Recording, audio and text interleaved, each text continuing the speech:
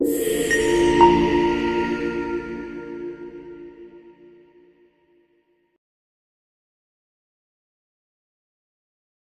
bien, bonjour à tous et à toutes. Merci de nous avoir rejoints sur ce nouveau webinaire. Nous allons aborder une question importante en ce début d'année. C'est comment le private equity et la dette privée peuvent-ils s'ouvrir à des investisseurs non professionnels, c'est-à-dire des clients de nos cabinets de conseil en gestion de patrimoine. Pour ce faire, j'ai le plaisir d'accueillir Olivier Herboux. Vous êtes responsable de Valière Capital et en plus directeur de la gestion. Bonjour Olivier. Bonjour Cédric, merci de m'accueillir. Alors c'est vrai que depuis une quinzaine d'années, moi je trouve que l'actif privé, il a considérablement évolué, puisque avant il fallait être très riche, soit un institutionnel, soit un fonds de pension souverain, soit même un gros family office pour pouvoir accéder à travers des fonds de private equity, puis on verra après de dette privée, il fallait avoir plusieurs millions, voire plusieurs dizaines de millions pour y accéder. Et puis petit à petit, au fil de la réglementation, on va en parler, je dirais, ça a rendu beaucoup plus accessible. Moi, je voudrais savoir, en fait, Olivier, c'est déjà dans un premier temps, en fait, pourquoi on a dorénavant la possibilité d'investir dans des fonds private equity ou de dette privée avec des montants qui sont plus accessibles pour le particulier. Oui, bien sûr. Déjà, avant de répondre très concrètement à la question, je partage totalement votre constat. C'était une toute petite élite d'investisseurs qui étaient en capacité d'investir dans ces marchés privés. Donc, marché privé, ça englobe le private equity et la dette privée. Et je pense que, comme dans tout, et notamment dans l'investissement, c'est l'investisseur, le client, qui est roi. Cette demande, elle était forte, avec une incompréhension. Pourquoi les investisseurs particuliers n'y auraient pas accès? Alors effectivement, on va y venir. Il y a le régulateur qui a mis en place certaines choses pour le rendre accessible. Avant, c'était très compliqué, maintenant ça l'est moins. Mais c'est avant tout le marché, les investisseurs qui ont dicté ce besoin. Besoin à plusieurs niveaux. D'une part, c'est le marché privé représente de plus en plus une part importante des entreprises. On est passé maintenant à potentiellement plus de 86% des entreprises qui génèrent plus de 250 millions de CA sont des entreprises privées. C'est fondamentalement très très différent de ce qu'on pouvait voir il y a une dizaine d'années. Et donc, quand on parle d'investissement, on parle forcément de diversification. Il est donc maintenant incontournable pour un investisseur d'en avoir une partie, même si, bien sûr, on le verra plus tard, il y a certaines contraintes liées à ce type d'investissement. Alors, sur le sous-jacent, parce que lorsqu'on parle donc d'actifs privés, on parle donc bien sûr d'actions, mais aussi de dettes. Est-ce que vous pouvez nous rappeler, Olivier, quels sont les avantages en fait historiques d'investir sur des fonds de private equity? Puis je vous poserai la même question sur la dette. Private equity, on va prendre une approche très pragmatique, très data. Je suis ingénieur de formation, donc j'aime bien revenir à ça, les data, les data, les data. Historiquement, et c'est ce qui va intéresser l'investisseur final, donc vos clients. Le private equity a, sur les 20, 30, 40, 50 dernières années, fait mieux que le marché action coté de l'ordre de 2,5%. Donc c'est considérable. Il l'a fait par ailleurs le plus souvent avec une volatilité, donc un risque inférieur. Donc ça rend cette classe d'actifs extrêmement désirable. C'est le point premier qui est extrêmement important. Le deuxième, parce que le but ne va pas être durant ces 30 minutes et de manière plus large de les opposer dans une allocation d'actifs, elle offre un caractère de diversification très important sur finalement les gros moteurs que constitue le patrimoine de vos clients, en l'occurrence le marché action, les obligations certes, mais surtout l'immobilier. Donc c'est un excellent troisième moteur, un troisième levier de croissance qui est fondamental. Et au niveau de la partie donc de dette privée, qu'est-ce qui explique selon vous, en fait, c'est pour ces mêmes raisons de performance extraordinaire et des corrélations ou pas, l'essor considérable de l'offre de dette privée en Europe? L'essor considérable de dette privée, pour reprendre vos termes, elle se tient aussi au fait que le marché bancaire a totalement abandonné le financement de ces, grandes entreprises, même les entreprises cotées. C'est-à-dire qu'il y a une dizaine d'années, allez 15 ans de tout ça, nous avions probablement à 80-90 le marché bancaire qui finançait finalement les entreprises. Aujourd'hui, c'est l'extrême opposé, c'est-à-dire que nous avons plus de 80-90 qui est issu finalement de ces fonds de dette privée qui apportent ce financement pour les entreprises, pour plus de discrétion, parce que c'est plus flexible, parce qu'elles ne sont pas soumises au marché tous les jours.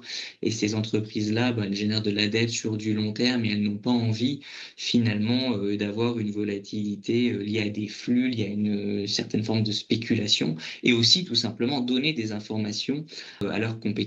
C'est la base du marché public, c'est qu'il est donc public. Donc une fois qu'on a dit ça, on se rend compte, c'est là où il y a l'essentiel du marché. Encore une fois, pour la diversification, ça peut être extrêmement positif pour son portefeuille et ça devient même incontournable. Et là où on rejoint le private equity, là aussi, comparé finalement à l'obligataire du marché public, on va être à 3 points et demi même supérieur par rapport au standard du marché. Donc effectivement, comme on dit dans l'investissement, il n'y a pas de free lunch. Si on a de la surperformance, il y a des raisons à ça. Et donc, il y a quelques contreparties, des risques qu'il faut avoir bien en tête et s'assurer que c'est compatible avec l'investisseur final que vous accompagnez. On a abordé en introduction, je dirais, la thématique de la réglementation. Est-ce que vous pouvez nous brosser rapidement ce qui s'est passé? Parce que on a eu, bien évidemment, la réglementation LTIF 2. Je crois que d'ailleurs, vous êtes éligible LTIF 2 depuis l'hiver dernier. Il y a eu un grand boost qui était la loi industrie verte. Donc, vous pouvez nous faire un petit panorama sur cette réglementation qui a permis, a priori, aux investisseurs privés, donc nos clients, de pouvoir investir des sommes plus accessibles? Absolument. Historiquement, vous l'avez très bien dit en introduction, c'était des fonds qui, pour pouvoir y prétendre investir, il fallait investir plusieurs millions. Donc voilà, c'est une population d'investisseurs assez étriquée dans le monde de l'investissement de particuliers. Et toute cette réglementation a eu pour objet de rendre, d'une part, la classe d'actifs plus transparente. Ça a été un des défauts qui a été soulevé, puisqu'il est privé, donc pas soumise aux mêmes lois vis-à-vis du partage d'informations. Donc ça, c'était le premier volet. Le deuxième volet, c'était de la rendre plus accessible. Plus accessible déjà sur une typologie d'investisseurs. Avant, il fallait être professionnel au sens MiFID 2, donc c'était très lourd comme caractéristique. C'est plus nécessairement le cas. Parfois, il faut être assimilé professionnel. C'était cette première génération de fonds qu'on a pu voir apparaître avec des investissements à partir de 100 000 euros, avec quelques conditions quand même, mais c'était déjà plus accessible. Puis une deuxième, effectivement, génération de fonds qui est apparue, le plus souvent sous, effectivement, un agrément LTIF 2, en tout cas sur cette bannière très, très européenne, hein, puisque, a priori, nous en faisons partie, où là, certains fonds professionnels, en réalité, pouvaient devenir ouverts presque sans condition. Encore une fois, s'assurer que le fonds était pertinent pour le projet d'investissement, mais il n'y avait pas une telle catégorisation stricte. Et là, les investissements pouvaient se faire par exemple, à partir de 20 000 euros en nominatif pur, ce qui était quand même une énorme révolution et qui allait dans le bon sens finalement pour que n'importe quel investisseur final puisse avoir une allocation avec une très forte résilience, une très forte diversification. Et la loi industrie verte, finalement, ça remet encore une dernière couche, c'est que maintenant, certains fonds de private equity et de dette privée sont même éligibles à l'assurance vie de droit français et le PER, ce qui est fondamental et une innovation assez incroyable, puisque c'est l'enveloppe préférée, les deux enveloppes préférées des Français avec le PEA, mais deux parmi les trois. Et donc ça la rend très accessible avec finalement beaucoup d'encours disponibles pour y investir une partie. Il n'y a pas nécessairement besoin de nouvel investissement. On peut aller piocher dans les investissements, dans les allocations réelles. Et en plus de ça se fait à partir de 1 000 euros chez la grande majorité des assureurs. Donc quand on voit effectivement en 15 ans le chemin parcouru, c'est assez extraordinaire. Est-ce que vous pouvez donc rappeler votre cas particulier? Après, on va, si vous voulez bien, vous nous parlerez des particularités liées à votre fonds que vous mettez en avant, le X-Fond. Donc, le ticket d'entrée, quel est-il en bancaire et chez qui peut-on acheter votre fonds en assurance ou en pair? Alors, le fonds X-Fund, il est éligible en nominatif pur ou via un système bancarisé, effectivement, à partir de 20 000 euros. Donc, c'est facile, c'est direct. Et tous ces 20 000 euros, il n'y a pas d'appel de fonds. Donc, ces 20 000 euros sont directement investis immédiatement. Donc, là aussi, pour cette notion de performance et de long terme, ça a un impact extrêmement important. J'espère qu'on aura l'occasion d'y revenir. Et pour le côté assurantiel, et notamment l'assurantiel français, donc assurance vie française et le PER, aujourd'hui, nous, on est distribué chez Generali d'une part et Apicil d'autre part. On discute avec d'autres acteurs, mais aujourd'hui, c'est ça la réalité. Cet investissement se fait à partir de 1 000 euros seulement. D'accord, donc ça c'est sur les contrats de droit français. Qu'est-ce qui se passe aujourd'hui sur les contrats de droit luxembourgeois? Est-ce que vous êtes éligible dans toutes les bonnes plateformes? On est éligible sur toutes les plateformes, référencé sur toutes les bonnes plateformes, et c'est à partir de 20 000 euros, donc comme sur le système bancaire. Vas-y. Bon, donc là, maintenant, on a fait un gros teasing. Olivier, est-ce que vous pouvez nous parler en fait des particularités de votre fonds X-Fond? Qu'est-ce qu'il a d'extraordinaire? Vous vous imaginez bien, je pourrais en parler des heures, parce que je suis passionné et qu'on a mis beaucoup, beaucoup d'efforts avec toute l'équipe, mais je vais Mais on essayer est de prêt à vous écouter, là. faire On est prêt à vous écouter, hein. Oui, mais je vais quand même essayer de faire court et de respecter le temps de tout le monde. Il y a trois grands axes. Le premier, c'est un fonds très diversifié au sein du private asset. C'est à moitié du private equity, l'autre moitié de la dette privée. Pour continuer sur l'aspect de diversification, c'est un fonds qui n'a pas une région en particulier d'investissement de prédilection, et notamment européen. On voit beaucoup de fonds européens qui n'ont comme scope, comme thèse d'investissement l'Europe. Nous, aujourd'hui, on est à majorité investi notamment aux États-Unis. Ça peut changer, mais aujourd'hui, au vu du contexte, notre équipe de gestion a estimé qu'il était préférable d'investir notamment aux États-Unis. On est multisecteur, et un autre point qui est intéressant, c'est qu'on est surtout multigérant. Donc, on travaille ces deux grandes classes d'actifs que sont le private equity et la dette privée, avec une diversification maximale. En ce sens, on est les seuls à proposer une telle diversification. Je vous interromps un instant, Olivier. Ça veut dire quoi, multigérant? Quels sont les sous-jacents derrière? C'est que vous rentrez au capital de fonds plus gros? Est-ce que Absolument. Et c'est un très bon point. Et je peux donner quelques illustrations de fonds dans lesquels on est déjà investi. C'est pas une fin en soi, et je peux pas tous les nommer, mais je vais essayer peut-être de partager certains fonds emblématiques. Par exemple, en dette privée, on a décidé aujourd'hui d'investir dans Blackstone, d'une part, et Goldman Sachs Asset Management. Ça, ce sont des fonds qui pèsent plusieurs milliards avec 30, 40, 50 ans d'historique, avec des équipes de gestion qui ont su s'améliorer, qui ont su finalement passer d'un cycle à l'autre avec grand succès. Sur le private equity, on travaille par exemple avec EQT, je le rappelle, c'est l'acteur numéro 1 en Europe, le numéro 3 au monde, avec de réelles expertises sur des secteurs qui peuvent être acycliques, comme la santé, mais aussi plus liés à la croissance, comme la tech, qui sont troisième mondiaux en tech, premier en santé.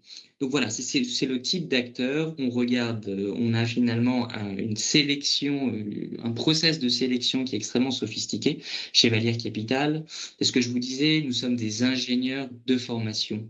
Et on est fiers de l'être. C'est pas nécessairement le profil type en Europe de ce type de société. Ça l'est beaucoup plus d'ailleurs aux États-Unis, là où j'ai pu travailler quelques années. On a une capacité à utiliser de la donnée, finalement à filtrer en entonnoir très très sévère tous les fonds de private equity. On regarde tout, et par contre la sélection, elle est extrêmement dure. Bien sûr, il y a une partie très quantitative, et après on va rencontrer ces gérants pour comprendre exactement ce qu'il en est. Mais une sélection très particulière, ce qui nous fait que notre thèse est très large, et on a les moyens en interne de pouvoir justement réaliser ces analyses extrêmement larges et en même temps extrêmement fines de tous ces fonds de gestion-là. Ce qui veut dire néanmoins, c'est qu'en fait, grâce à votre fonds, vous pouvez vous rentrer dans des très belles signatures, là où il faudrait des montants qui soient plus importants, voire pas d'accès du tout possible pour un investisseur privé. C'est ça qu'on doit retenir. Absolument, absolument, Cédric. On pourrait même faire un petit calcul. Voilà, une allocation de private equity, private asset, donc quoi, incluons la dette privée. Vous voulez, allez, je veux 20%, ce qui est déjà conséquent. Je veux diversifier le nombre d'acteurs et les sous-stratégies de ces deux blocs-là. Ça veut dire quoi? Ça veut dire que vous allez vouloir avoir peut-être 3 fonds de dette privée, 3 fonds de private equity. Aujourd'hui, l'offre, même si elle s'est démocratisée, c'est à partir de 100 000 euros. Ça fait 600 000 et ces 600 000, ça doit représenter 20%. Ça fait quand même un Bien sûr. patrimoine tout à fait conséquent. Là, ce qu'on vous propose, c'est que vous avez tout l'encours, tout l'investissement de votre client à partir de 20 000 euros, qui est cette diversification-là, sur aussi un système de frais pour lui qui est tout à fait abordable, malgré le fait que ce soit un fonds de fonds. Votre fonds, c'est un fonds evergreen? Absolument. D'accord. Alors, quelles sont les contraintes? Est-ce qu'on peut rentrer et ressortir comme on le souhaite? Comment ça se passe? Alors pour l'initialisation du fonds, encore une fois, on est là sur le long terme, comme vous, va être là avec plusieurs générations d'investisseurs. Et donc le début de cet investissement, il est fondamental. Il faut qu'on fasse une montée en charge sur l'investissement. On Bien s'est sûr. engagé auprès de très beaux fonds de gestion. Mais pour ça, pendant les 2 prochaines années, il n'est pas possible de se désinvestir du fonds. À l'issue de ces 2 prochaines années, il y aurait une liquidité trimestrielle sous condition, donc c'est un fonds qui est dit semi-liquide, pour permettre aux personnes de se désinvestir. Donc là où initialement un fonds fermé, vous êtes finalement, et encore une fois, en tant que conseiller en investissement, c'est vous qui finalement détenez cette relation avec l'investisseur final, et donc parfois c'est pour le meilleur, mais parfois c'est pour le pire.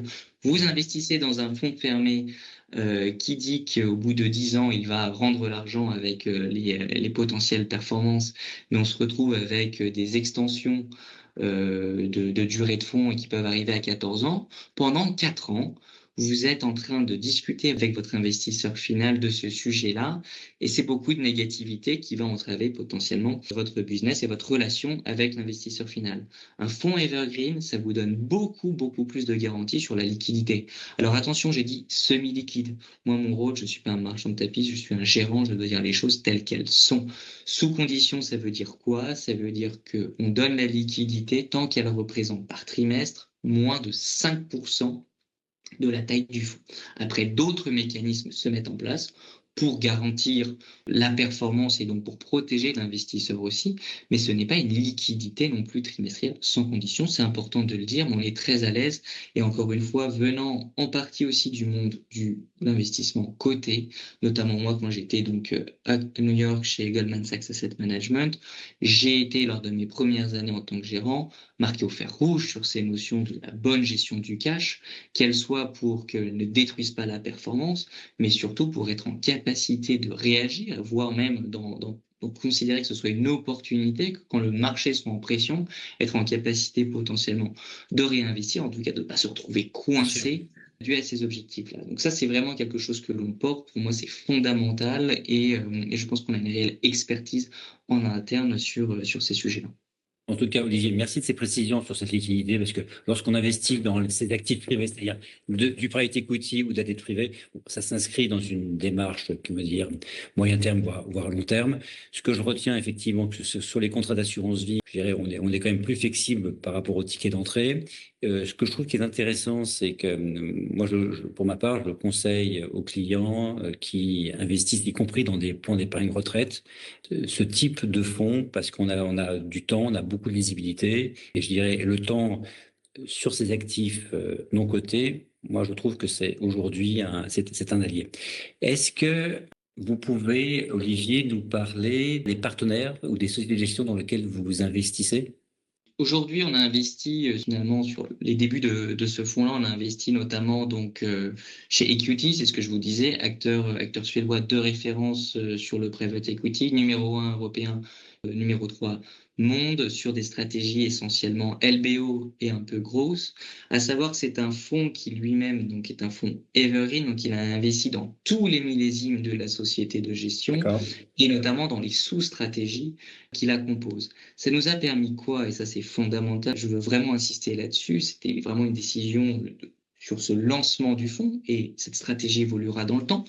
Mais ça nous a permis quoi? De limiter, voire de ne pas avoir de courbe en J, et ce, malgré notre âge relativement jeune pour une société de gestion.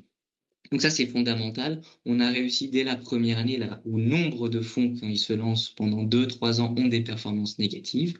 Nous, elle est positive et dans les Parce que pleinement objectifs. investi, en fait, voilà, parce que vous êtes directement investi. Parce Ok, que pleinement investi, parce que les investissements qu'on a faits, justement, ils investissent directement dans plein de millésimes. Donc, ils ne sont pas tous en phase d'investissement. Pour certains, ils étaient déjà en phase de distribution. C'est notamment ce que le fonds EQT nous permet, en plus de sélectionner des secteurs qui nous semblent être effectivement incontournables. Nous avons Neuberger Berman, un acteur peut-être un peu moins connu de nom, mais qui est incontournable dans le monde du private equity. Ils sont spécialisés pour réaliser du co-investissement auprès de tous les plus grands. C'est finalement un très bon fonds à avoir à côté de soi. Et donc, tous les plus grands fonds, vous pouvez connaître, travaillent en réalité avec Neuberger Berman. Ça nous a permis quoi? Pour ce fonds-là, tout de suite, on a une énorme diversification. Bien que sur la ligne de ce fonds-là, il y a écrit Neuberger Berman, en réalité, il y a quasiment toutes les plus belles sociétés de gestion, les plus iconiques et surtout les plus performantes, les Thomas Bravo, les Blackstone, etc., qui sont déjà, finalement, qui travaillent aux côtés de Neuberger Berman sous forme de co-investissement, ce qui est pour nous essentiel, là aussi, pour une question de performance et de structure de frais. On a, sur l'aspect dette privée, c'était des choix qu'on a réalisés assez forts, en tout cas sur l'année 2025. On a décidé de se concentrer sur la partie dette privée la moins risquée. Vous entendez un petit son de cloche de plus en plus persistant sur le fait que certaines entreprises qui font du crédit, de la dette privée, peut-être pourraient être en difficulté. Voilà, pas commenter ce que certains de mes compétiteurs pairs pourraient faire. Nous, on a choisi justement des acteurs qui sont très à l'aise avec leur philosophie d'investissement. Ils annoncent la couleur, très très peu de leverage. Ils investissent dans les entreprises les plus grosses, celles qui sont les mieux notées, de telle sorte à, oui, ils vont faire de la dette privée, ils estiment qu'ils sont en capacité de délivrer du 8,5-9%. Vous pourrez sûrement voir des fonds qui annoncent voilà, du 11, 12, 13%, ouais. mais encore une fois, c'est pas le même risque. On estime que la dette privée, nous, c'est vraiment notre socle qui apporte le plus de résilience dans ce portefeuille. C'est le rôle qu'on veut qu'elle tienne. Il est donc hors de question qu'on rajoute du risque et encore moins un risque qui pourrait être mal perçu par les partenaires qui pourraient nous faire confiance. Donc on a été extrêmement conservateur sur cette partie dette privée. Aujourd'hui, les nouvelles nous indiquent qu'on est plutôt dans le vrai et très probablement elles seront bien positionnées pour investir dans certaines entreprises et pour faire des obligations, mais pour faire des affaires puisqu'elles seront en capacité de réinvestir là où d'autres seront trop leveragées. Donc aujourd'hui, deux acteurs principaux, Goldman Sachs Asset Management et Blackstone. Et on est en passe voilà, de réaliser des investissements en secondaire. Pas aujourd'hui d'officialisation, mais c'est vrai que pour 2026, les objectifs pour nous vont être de nous tourner de manière un peu plus forte sur le secondaire. Aujourd'hui, on a une allocation très faible, mais ça devrait permettre d'enclencher un niveau de performance important sans que ça se fasse au détriment du futur. Et des belles opportunités, bien sûr. Dernière question, Olivier. Est-ce que vous pourriez nous dresser, s'il vous plaît, le profil type d'un investisseur qui serait pleinement en adéquation avec votre fonds? Et puis, il y a une deuxième question, c'est vous seriez content si le fonds délivre quel type de rentabilité dans le temps?